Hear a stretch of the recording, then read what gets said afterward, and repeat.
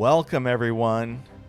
I'm Tim Weissman. I'm here with Jacob Weissman, and we have a very special guest today for this epic match.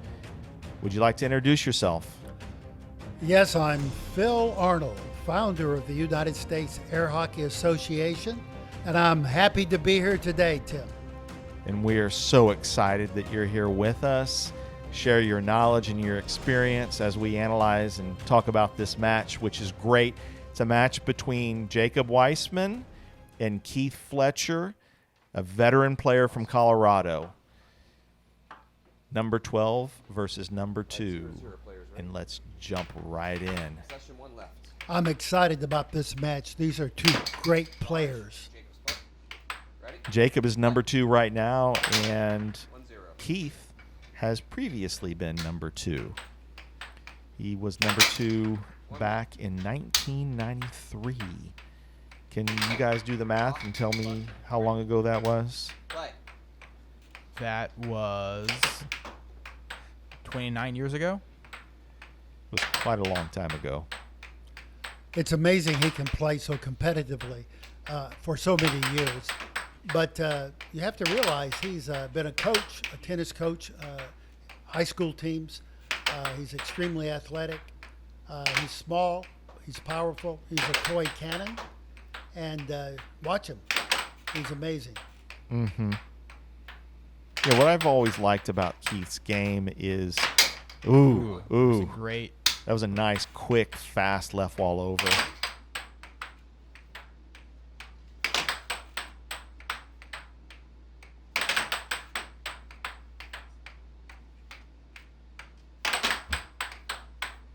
What I've always admired about Keith's game is his grit, but also his touch. He's underappreciated for the amount of touch he has on his shots. He does these nice right wall under. He does these really wide, long circle drifts where he pulls his mallet far away from the puck, and then he swings his arm, and like that, just cut. Just it's so deceptive. Let's see that again.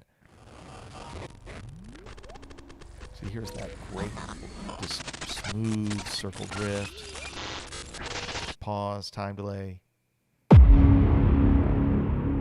Just Amazing. And notice how his mallet winds up on the far right side of the table up against the rail.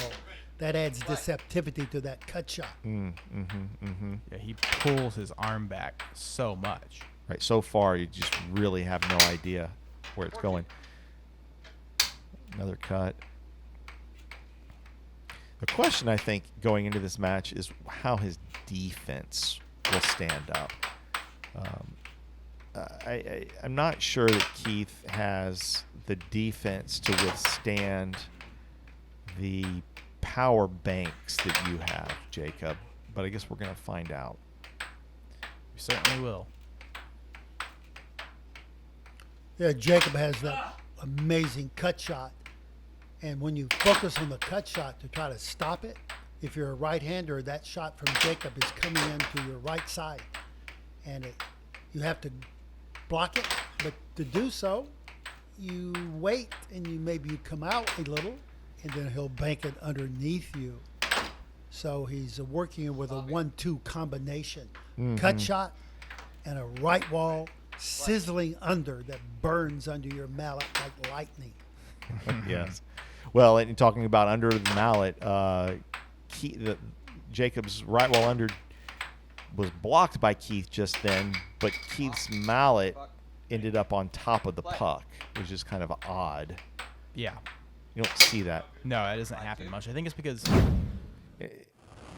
Yeah, we'll get back to that, but this is a reverse circle drift that he does, and he doesn't hit the cutoff of it. He hits cross. Yeah, awesome cross. He was really pulling me to the cut/left wall side there. Mm-hmm. That's why it worked. But yeah, I think it's because Keith might be slightly sort of lifting his mallet a little bit. Mm-hmm, and that's why you'll see the puck go underneath it. Mm-hmm, mm-hmm.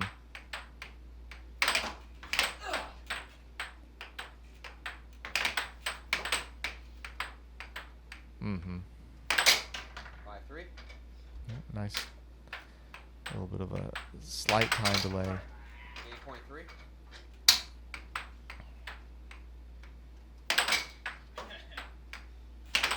Game. You know, a pop out and a flub in, Yes. and you're down 1-0. Possession starts for Keith. 0-0. In play. 1-0.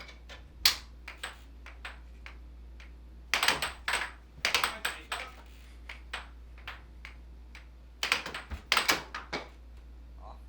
Puck.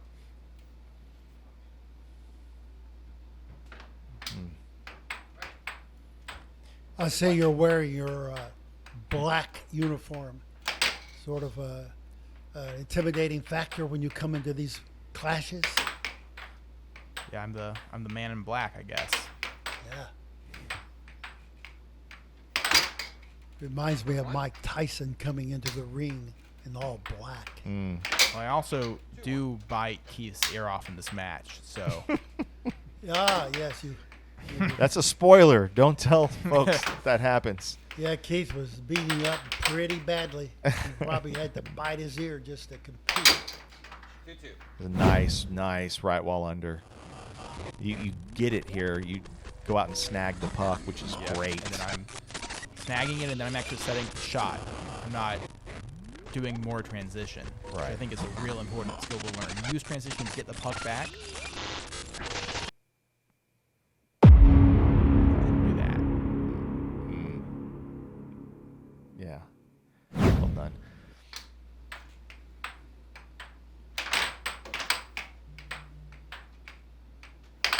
Off. Keith's puck. I noticed that Keith has his fingers taped up pretty solidly. What about you, Jacob? Are you do you have taped fingers? Is that your protocol? Yes, I always tape my fingers. I use a little foam padding I put underneath, and then I put a layer of cloth or paper tape on top of that. I think it's very important to tape fingers. Yeah, I'm going to agree with that wholeheartedly after playing for so many years.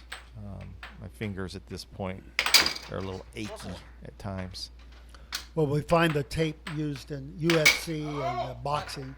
Great cross. Hands have to be, wrists sometimes, hands have to be taped. It's one of the things in a sport that prolongs your career and avoids little injuries that could come along My from bad. All right. split fingers. Play. Yeah. Again, that was another one of those where the puck ended up sort of under Fletcher's mallet. That one actually popped off the table and went into his hand. Okay. Time.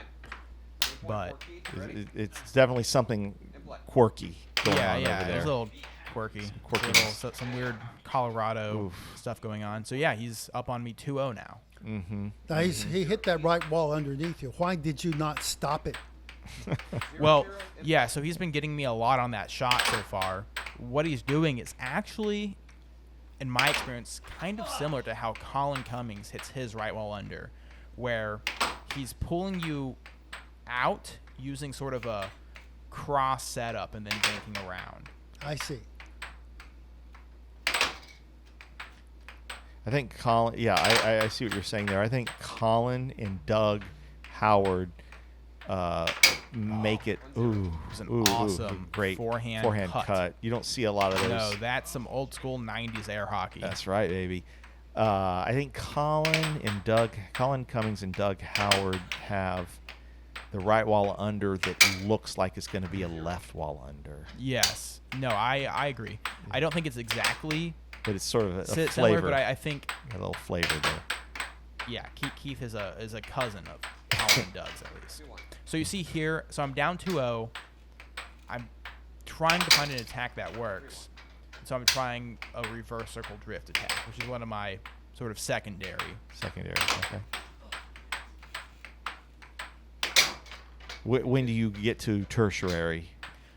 Well, I usually go to tertiary if the secondary doesn't work. Well, I get that, but at what point do you know if And then is there a level even below that? What is below tertiary? What is At that that called? point, I'm so frustrated. I don't even know I don't care about what levels nomenclature.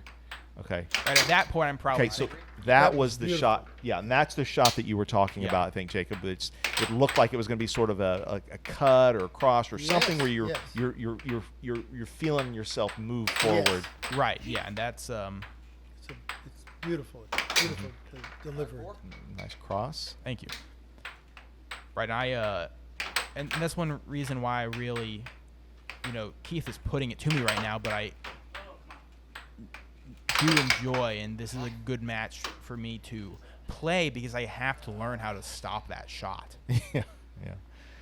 Yeah, sometimes, at least my thought is that sometimes we don't ever learn how to stop certain shots. All we can do is try to hold on as much as possible and put enough pressure on our opponent offensively that our defensive weaknesses or tendencies don't get exploited too much. Yeah, but what if I fix the Yeah, defensive no, weaknesses? I fix it. I agree. Let's fix it.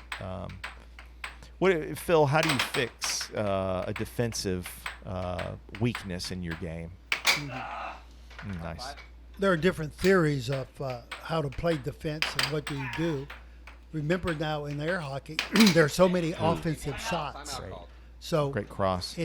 you're not going to be able to stop every shot, and some people are going to be people who are very good at shooting one particular shot. They may be your weakness. So, to answer your question, one way is you have to identify the killer shot that the offensive player will use on you, that is his trademark. And so you stop it. You commit to stopping that one shot. Okay. That forces him then to use shots that he's not that great at. And Speaking again, of that was killer that shot. same shot. Let's look at it how it played out here.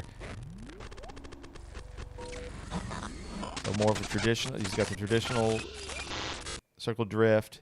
I mean, it almost looked like you thought for sure it was a cut or a left wall. Now notice he came off the back of the mallet with that shot.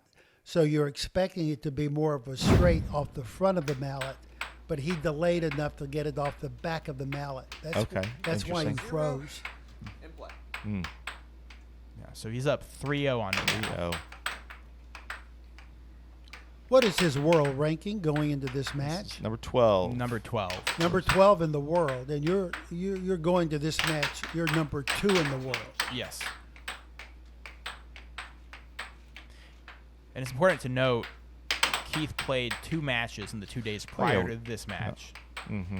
And he lost both pretty handedly to Danny Hines and Jacob Munoz, who are both in the top 5. Danny's number 5, and Munoz is number 3. Yeah. But and I'm higher ranked going into this match. So that puts a lot of pressure on Nice me cut. to prove that, just like you guys did, I'm higher ranked. I'm going to beat him even worse. Yeah, of course. And that's all self-manufactured. Yes. As styles make fights, as they say. 1-1. A nice little baby delay, right wall under. Real powerful shot. And you can believe after Keith lost 2 matches that he definitely wants to win this match. He's throwing everything he's got because he wants to go back to Colorado where he practices and where he plays 3-2. with a win. That was a great. So he's throwing everything at you.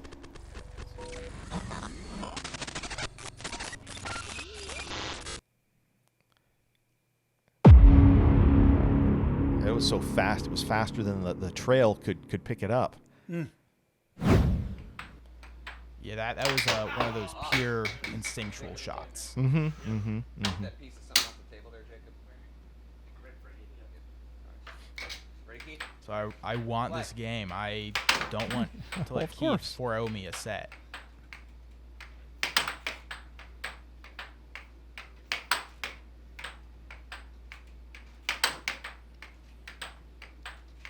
So you can see Keith concentrating. What is he watching, in your opinion? Topping. They're watching the Happened puck again. go under his mallet I again. saw that. Is he yeah. watching the puck? Is he watching your hand? What do you think the defense watches? Yeah. I have no idea. His defense is so fundamentally different from mine. You can see his eyes are so focused. Topping. Again. Play. He's saying, I guess, that it's frustrating, but it's. It's frustrating for me. I guess I think you have to. To me, it's like you didn't beat him; he was there. It's the weird thing is why it goes under his mallet. Come on, Buck. Right. Play.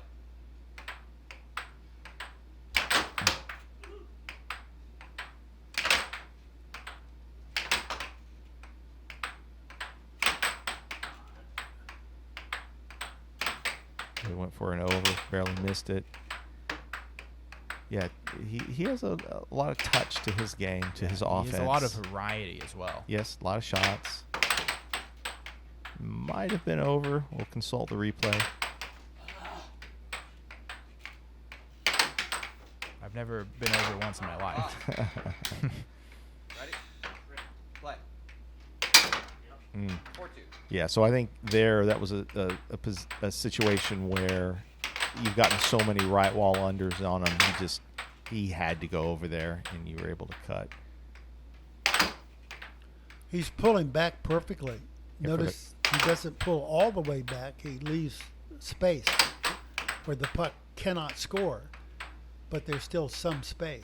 I've noticed that if you look to the left where his left hand is. Okay. When he pulls back, most of the time, he does it just about right. Whereas most people would pull too far to the left. See, I'm doing that attack too fast right now. That attack will work on him, but I can do the drift fast, but I have to give it a little more delay and seasoning at the end before I hit. Right. In play. My reverse circle drift attack is kind of my fast attack, and so I think I Four. sometimes mistakenly just think it scores through speed.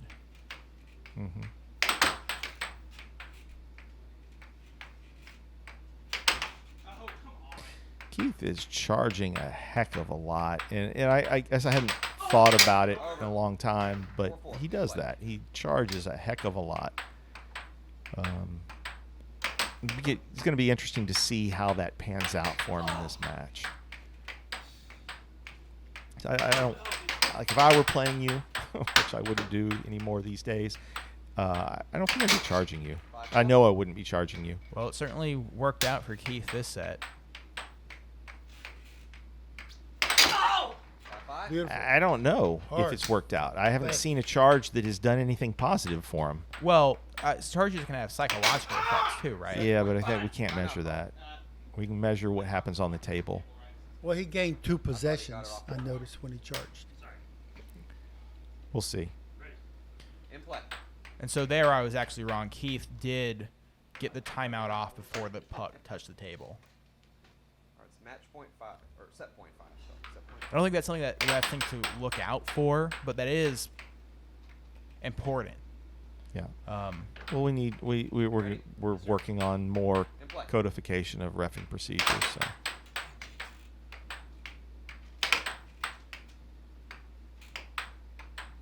Reverse circle and the cross. He Cross. seems to do that cross on that reverse circle, and wow, 4-0 set 1.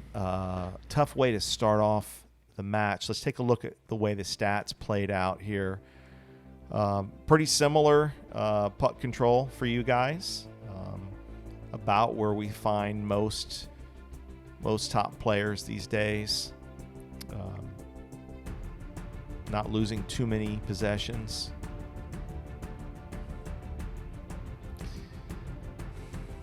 Oof. So the big difference here looks like was the difference in successful shots between you two. You were scoring 13% of your shots. That's very low, to be honest, from what we've seen. Yeah. 27 is pretty darn high. Yeah, not a lot of variety from you, more variety from him. He's going with 3 different shots cut right while under and across. Do we have an estimation of how many shots each player took? Yes, we'll see it right here. In fact, you ask and you shall receive. Looks like Keith took 99 shots. Jacob took 128 shots. So Jacob missed a huge number. Now, look down there at the charges on Keith. You did mention he got 2 possessions off of charges. That looks like it was accurate. He did 6 charges, had 2 positive results. We got a chance to talk to Keith before the match. Let's hear. Okay, so now let's talk just briefly about this specific match. You're playing against Jacob Weissman, number 2 in the world. I believe the last time you guys played is 2015 is what I was told. Something like that, like 8 years ago, 7 years Yeah, ago. so I mean, that's basically irrelevant at this point, right? Because I mean, you're playing, Jacob. Well, I'm sure it's irrelevant, but I'm sure he's a much different player than he was when I played him. So Right, that's what I mean. yeah, that's what I expect. Yeah. Yeah. Okay. All right. Cool. Yeah. And going into it, like, what is your strategy or what's in your head going? I'm not going to tell him. Just trying to use my experience to try to find something that works. I mean, I don't have a specific strategy. I've watched video to see what others are scoring on him. Gotcha. Okay. So, to me, it's just finding a way to defend, try to pick up some of his tendencies in order to try to defend him, so that my offense can get in a rhythm. I didn't do that well yesterday with Munoz. So. The hope is just pick up a tendency. I mean, without playing these guys, I don't know how you ever learn to beat them. Right. Okay. Yeah. Right. Yeah. So, they get to practice with each other every week and so on, and it's just Ben and I. So Right, neither one of us get to see different styles, Yeah. Whatever. So there's no way to me, there's no way to get to learn how to play these guys unless you come out here and do it. Okay, Yeah. great. And obviously, I'm assuming you want to win. Of right? course, Yeah, man. you I wanna always play to you win. wanna Yeah. But is there I'm guessing with the match with Munoz, maybe there's a sense of, well, that wasn't very helpful. No. Okay. Well, it was helpful just in the sense of realizing that I need exposure to that. Okay, all right, fair enough. You know what I mean? So then going into a match with Jacob, is there a point at which you, short of winning, at which you're like, that was a successful mission? What would that be? Compete. Just be competitive. Not win or lose. I want to play well. Okay. If I play well, if I feel like I made him work, Okay. Sure. I mean, I'm definitely here to try to beat him, but Well, yeah. but I want to make sure that my hope is that he leaves respecting my game. Right. So, Okay. Yeah. Fair enough. Huh. All right. Well, I wish you the best in the match. I admire the grit and the desire to go out and face people that are currently at the top of the sport. Sure. And hopefully right, it works out well for you. Yeah. All right. Appreciate it. Thanks, Tim. Yep. Play. You can tell that he's on the razor's edge, ready to compete. Doesn't want to talk too much. Wants to get in there and fight. Yeah. Well, I liked hearing that his motivation is just to compete, to show that he can hold his own on the table and not get blown off. And he definitely did that in set 1. I mean, not only did he not get blown off, but he sort of took it to Jacob. Yeah, no doubt about that. 4-0. And he makes a point. The air hockey scene in Colorado has declined over the years. It used to be one of the centers, and now it just isn't. And so the practice partners that Keith have are few and far between. Yeah.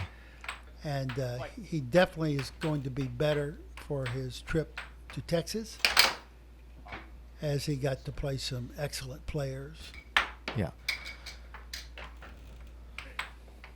I think that's the way to get better quicker. Don't you gentlemen think that it comes from playing good players, Oh, yeah. Absolutely, absolutely. not just watching video and practicing by yourself? Right. I think it's a mixture of all the above, but I do believe a key component is playing people that are better than you, that are currently better than you. They won't always be better than you, but you've got to play people that are going to force you to stretch and to grow. If you're not forced to do that, a lot of times we don't do it. Now, that's 2 left wall over forehands this game for Jacob. You're trying to impress Sarah?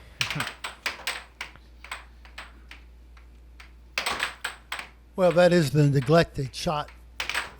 It's had its day in Forehand. the past, and every now and then it resurfaces and people start using it.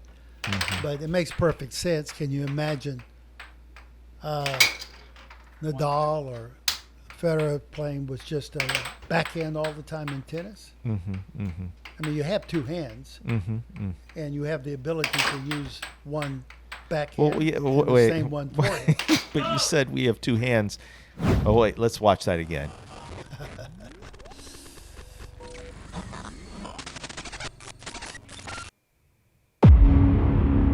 He just flinched right out of the way on that one. It's a nice time delay.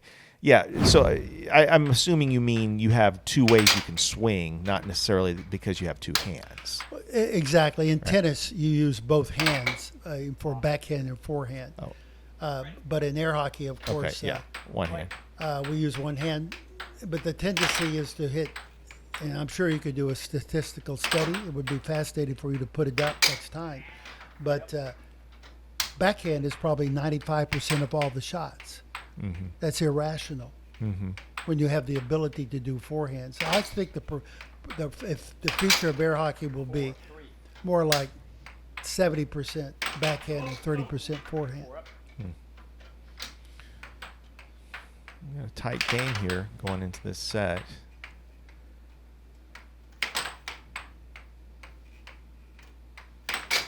Nice left wall over to see that again.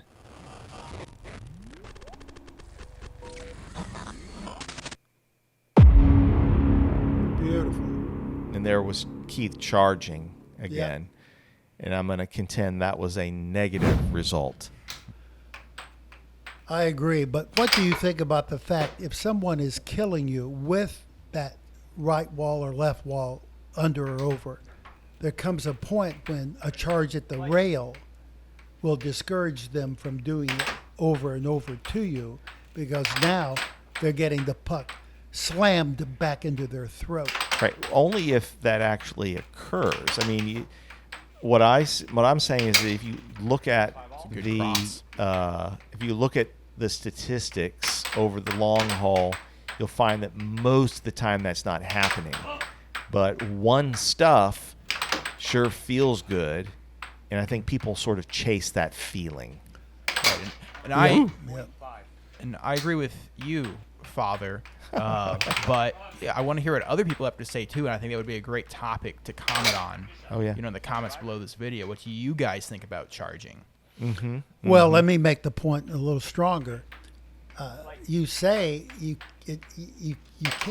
can't measure the result of charging at the rail, but the idea is if it stops the player from doing the shot, then it was effective. But the question is how to measure all of that. I think right now, the only thing we can really do is measure if a person charges, what is the immediate result? Do they score or do they gain possession, which would be positive results? Or do they not gain possession? Do they lose possession or do they get scored on, which would be a negative result? And if we just go by that metric, I think we can see clearly that charging is something to be used rarely. I agree with you that if someone's killing you on something, that tossing in a well-timed charge can mix it up. Let's watch that again.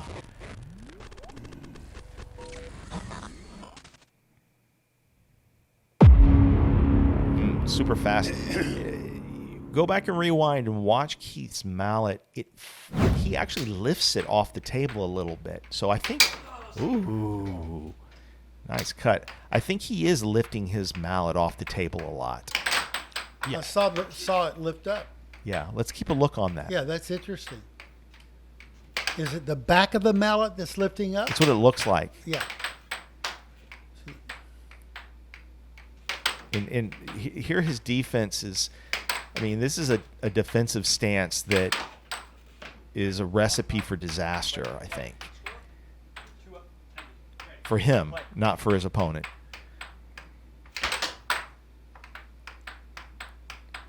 I think when you hunch over the table like that, you're really putting yourself out of position. Nice, right well under. What's interesting is Keith came into the sport around the same time as you, right? Mm-hmm. But essentially he's playing a pre-Tim Weissman defense. Right there, yeah. That's a Phil Arnold defense, isn't it, Phil? It is when I go to the reactive. Mm. But I don't lean that far over. I do that maybe for show sometimes. Okay, to, gotcha, You yeah. know, to cause Oh, the there, other now, person there was a positive to think. result on his charge. He did get a positive result. Yeah. Credit where credit is due.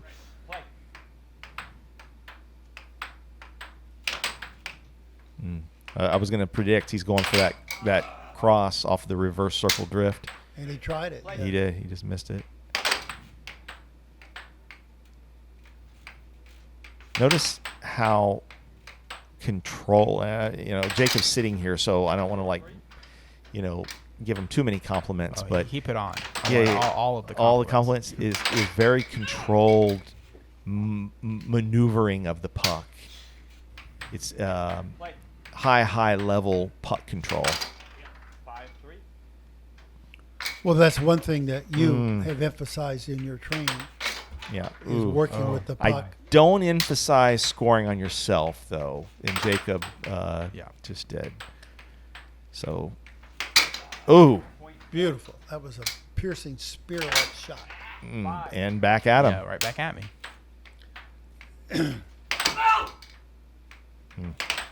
See, I rushed that. I should have set it up Now, again. that was a charge that was successful on Keith's part. Just then.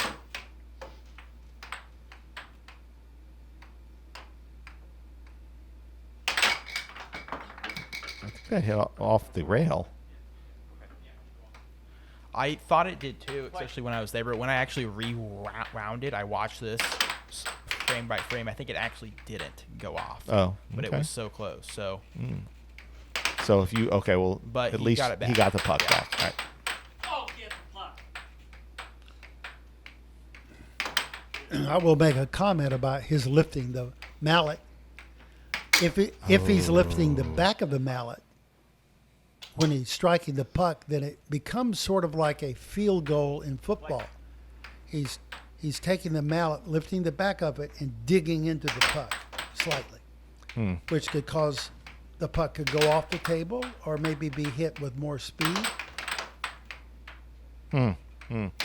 Yeah, I think my guess is it's just a bad habit that he picked up years ago and never corrected. Right, I agree. 'Cause I think that it probably leads to hitting the puck off the table a lot more than it needs to. So the first set, I was kind of floundering, trying to find an attack. And going into this set, I did mentally remind myself that I need to stick with something and just run the attack. I have a whole match ahead of me. I have time to let it unfurl. I don't need to feel like I have to rush into the perfect ideal attack. Well, I liked the Nice little charge. I liked the cross that you did to end the last game. It was a nice little bit of a change up between the cut and the under. Let me ask you, gentlemen, this because you both like to do this maneuver. I see you both will bring the puck up and to the center line, toward the center line, and then you will reach over the puck and bring it back to set it up again and bring it up. Nice. What is the Nice advantage transition. of that? What's the purpose of that? Well, it's kind of, I think it serves the same purpose as a pump fake or a time delay. It makes the opponent uneasy, especially if you're playing against a player like Keith, who has a very aggressive, what you would call a reactionary Phil Arnold defense. Mm-hmm. It can get them to jump out or pull back Yep. and help you to win that rock, paper, scissors match between your offense and their defense. Right. Yeah, because, I mean, let's be honest. Basically, on defense, you're trying to read what's coming at you, and you're guessing a lot of times. See, there it is. You see, you brought it back, brought it up and brought it back. Right. Yeah. Yeah. But, and so if you disrupt the opponent's ability to guess correctly, that's just going to benefit you. Yeah, I agree with that. Ooh. That one should have been replayed. We need to talk to whoever the person that edits this. Well, when I'm such an amazing player, if I And look at that. put a mark on Oh, every Lord. replay, we would have just watched this entire match in slow-mo. Okay. So, all right. Well, This game looks like it's do you getting- think that bringing it up and bringing it back gives you more time to see where the defense has placed itself? I'm not thinking about I'm that. not thinking about that. I'm just That trying right to. there, you're not- right. No. It's partially just no. I'm not thinking about it that much. I'm not trying to get in. It's kind of just helping me be in the flow, and I know it's going to unsteady his defense a little bit. Yes, it does. It creates anticipation. Ooh, that was a good. then the cut. Nice. defense has to release that anticipation and get anticipated again. It's true. It creates that off and on feeling of the defense. So that was a charge. Let's watch that again. Let's emphasize.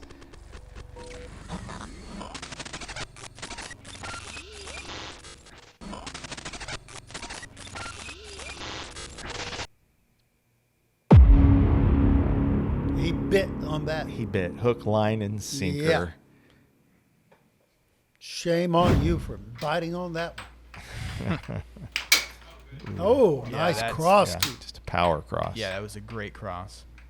And for all the fans out there, yes, I do know my shirt is riding up on my hip. That is a It's a feature, wardrobe. not a bug. yeah, it's to distract my opponent. Yeah. But yeah, that's a wardrobe malfunction.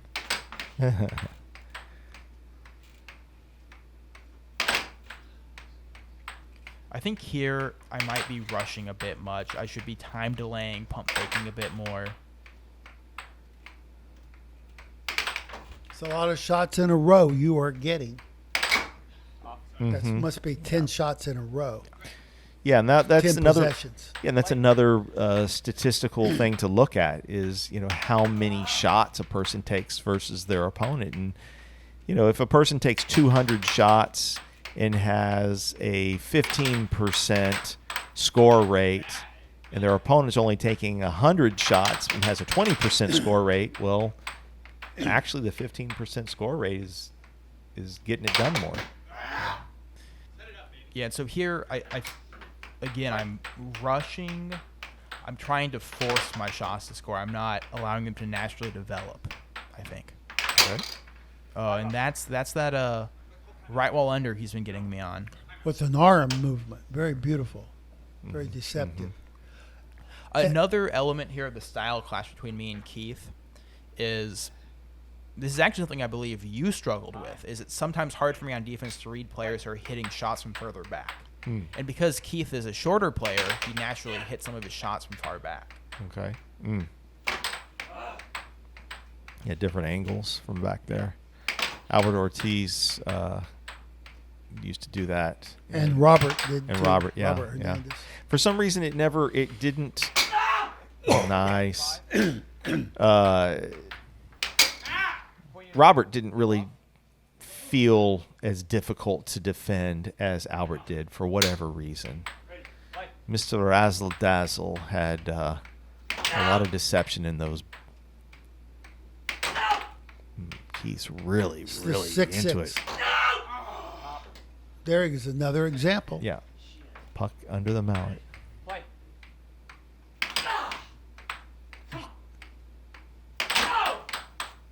He's concentrated. back and forth it went. White men can jump. Sort of. That definitely wasn't the type of jump from the Carter Cup. It was like a mini, you know. Yeah, it was just a little bunny hop. Yeah, bunny hop. Is there any shot that you fear that he might shoot at you that you're worried about? I would definitely say that right wall.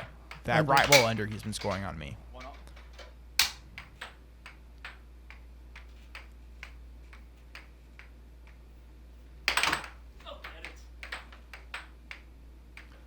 Do you find that he was hitting it hard, or was it just hard to read it coming? It was just hard to read it. Yeah. Yeah, and that brings up an interesting question, which is what it takes to block shots in air hockey. Yeah. I would argue that it takes a few things. One being basically anticipatory reflexes. Like, you know, how quick are your reflexes? You know, human beings have different speed of reflexes. Some have fast twitch muscles, some don't. But also, I think even more importantly, it's reading what's coming at you. Because if somebody shoots, like just Jacob or Colin or somebody that hits these just horrifically fast unders, there's no human reflex that can go from sitting still to moving back to block unless they know it's coming. They just won't, it's not, you're not fast enough. So you got to read it. I can't deny that. I think that's true. 3, 2. I know in order to enhance my air hockey career, I've taken a DNA test with Me-23. And I wanted to find if I have any particular tendencies that might take away from my game. And that type of DNA test will show you about your vision, your reflexes, whether you have fast twitch muscles or not. And I do have fast twitch muscles. Mm-hmm. I took one look at you and I saw how twitchy you can be. I took a 23 and I took a Ancestry.com test, and I too have fast twitch Yes, muscles. there's a lot of fast twitch muscles here in this room. Well, because we have been at the very top levels Yeah. of air hockey, it would make sense that the survival of the fittest would favor those of us who have those muscles that are fast twitch.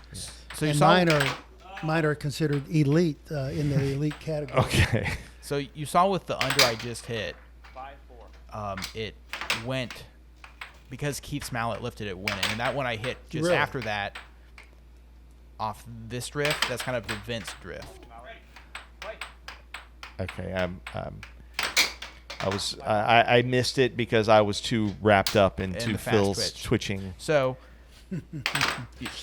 here I got one shot off that kind of Vince-esque drift, and now you see I was trying to kind of force it. Okay. I think sometimes you have to just let a shot be able to change up and not get enamored with the exact way you set it up. Yeah. Keith's really, intense right now. Yeah, what we're watching now is the evolution of this sport for some 40 years. It's culminating here in amazing things, very subtle things that are happening. 7, 5. Yeah, it's that same right wall under. Off the back, see that? It wasn't off the tip. The center or the back.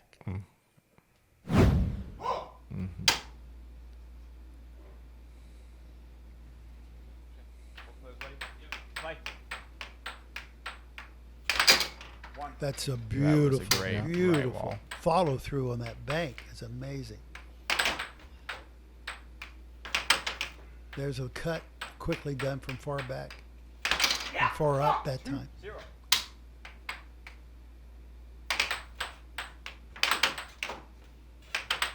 Cut misses. He's pulling back on your bank. He's trying to get back.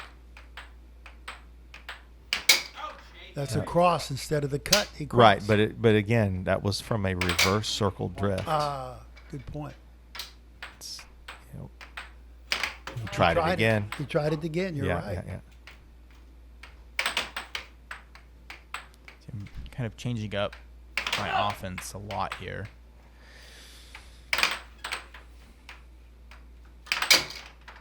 That's an arm bank. He is swinging that arm. Well, he creates. The reason he's able to get so much on is his arm becomes a whip, and his arm moves, and the timing in his wrist moves, and then his fingers move, and it's all timed perfectly. Who else does that? Do you know? Is that something that several people do? I'm curious. I don't. He has a very singular way of hitting his shots.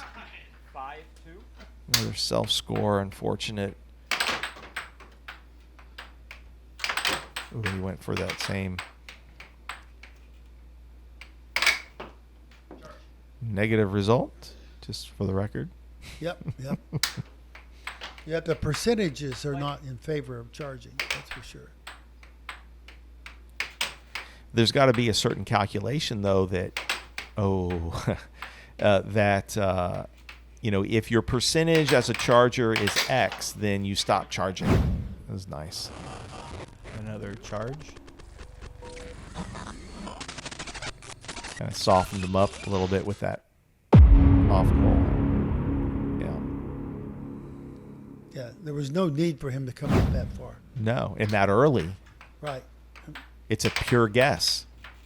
And what's the advantage you gain? Almost nothing. Right. Even if you block it, it's just blocked. Yeah. You could. Your point is he could theoretically have blocked it by staying back. Right. And the benefits that he's getting are potentially scoring and potentially getting possession. But if you look at the numbers, I'm not sure it works out. But we'll see. Well, even if it does, the risk is too great. Yeah. I mean, that's what you're saying, really. That that the rewards are less than the Correct. The risk and the negative results that could occur. So you might as well stay back. Yeah, sort of. I'm saying because if you assume that a negative result equals a positive result, they're both equal in value. There's a certain point you need to be getting at least over 50% or close to 50% for you to continue doing it. 4-5. There's a nice right well under that. It was rather than doing a drift and time delay, it was just sort of a mini pump fake right before it. Yep. Play. I wonder if Keith's desire to charge and the way he plays defense feeds into his offensive rhythm, though, Maybe. where it helps him kind of Right. because he's such a forceful, Sure. spirited player Right. on offense. And that's something that's unquantifiable, right? Right. So Great shot. So the conclusions that we draw from the statistics might not actually represent the human factor. Yeah, I mean, I don't know. All I can do is Get the look at the numbers. It was a great game by Keith. Very forceful offense. Yeah, and again, reverse circle drift. And you can almost place your bets. This is going to be a cross straight.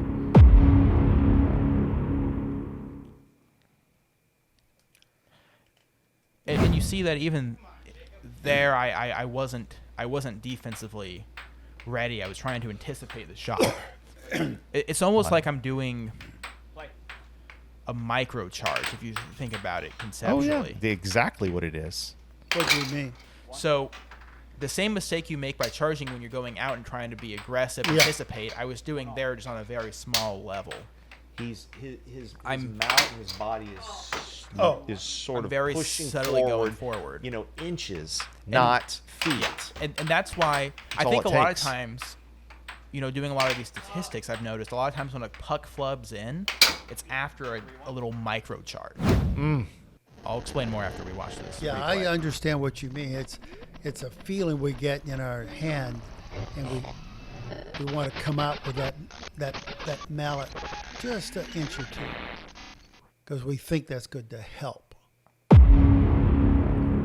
Beautiful. And again, it's one of those little flutter pumps right before. It was nice. Right. And so I think like I was saying, the flub, that's a great cut by Keith. Those flub ins are sometimes, when you charge out, even a micro charge, I think it makes it more likely for the puck because of that forward motion to reflect off the rails. Whereas if you just pull back and catch it, like a catcher catching a baseball, I think the flub ins become much less likely. That's predictable. I've seen you do that setup and that type of, release a number of times. Well, commentary is predictable. No, you're right. It was a predictable shot. Yeah. That was better. You needed to actually hit the over. Yes, that's one of my great desires in air hockey is to actually hit the over. Yes. But I have hit Yeah. more overs this match than I have in the past, Normally. and actually have tried to run semi-over attacks at some point in this match to open them up. 4-2. What players do you think have excellent overs? Colin Cummings, Danny Hines, Jacob Munoz. Yeah. Those all of them. I think Vincent Vince has left-handed a over. has Nice. a good left wall over. Yeah. Doug Unusual Howard. because Doug it's Howard has some good overs. Sarah has some fine. Sarah Weissman has some good overs. Yep. Mark Robbins can hit them. Mark Robbins has overs. Robert Hernandez used to have good overs when he was in competition. Sometimes you don't even really need to hit many of the overs for it to open the defense back up. Sure. Yeah. You mean just to try them has an effect upon the defense? Right, or say you try 7 and score 1, that could still open the defense back up for your main shots. Yeah. Yeah.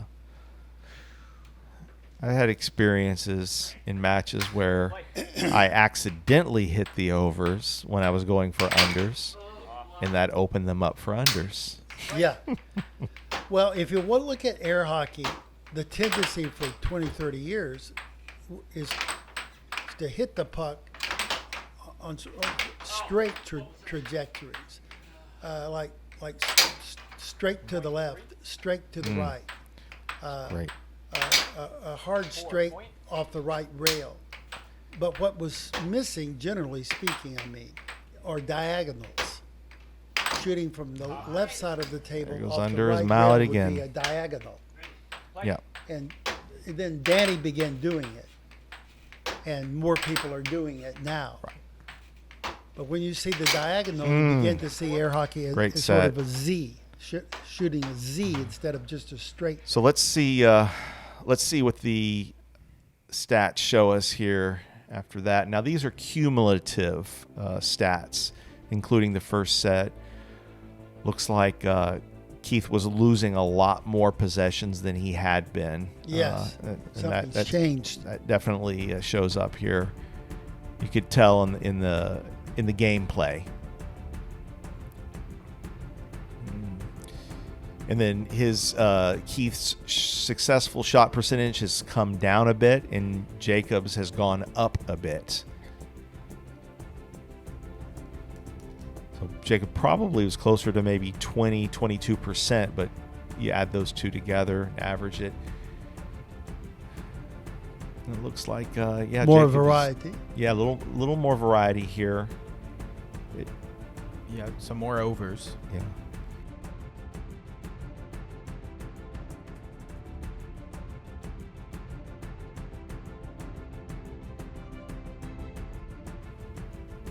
$59 points to 55 points. 339 shots from Jacob to 246. Possessions lost are almost equal. Yeah. And then charges to positive result. 18 charges, 3 positive results.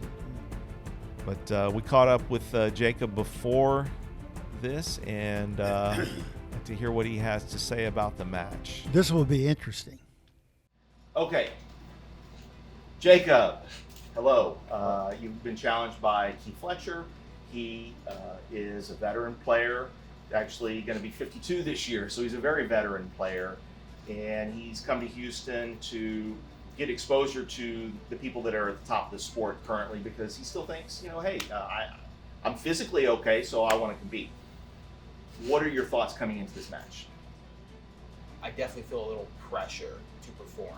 Okay. To perform well. I know that on paper I'm the better player than Keith. So I guess I'm concerned about letting down a little bit. Right. Right.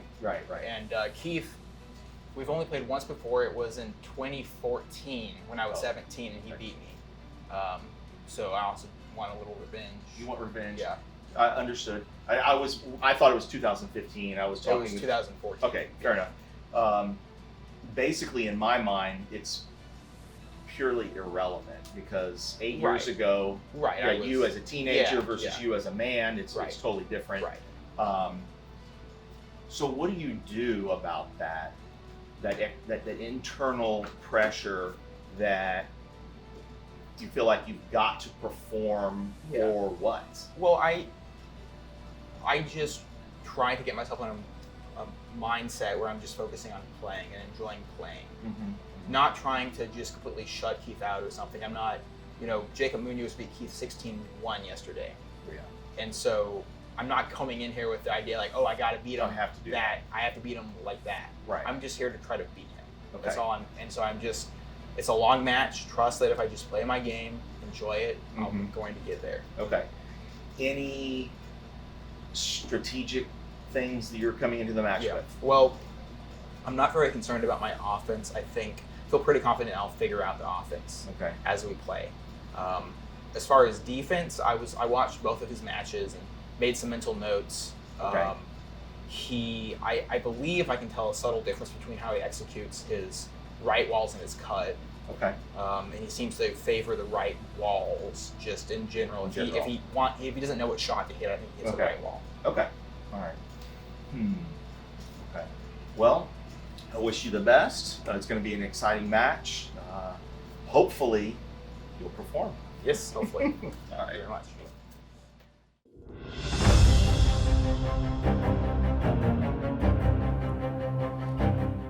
So there you have it. That's part one of our match. This epic between Keith Fletcher from Colorado and Jacob Weissman of Houston. Number 12 challenging number 2. Make sure to like and subscribe to the channel. Check us out on Instagram and come back for the exciting conclusion of this match.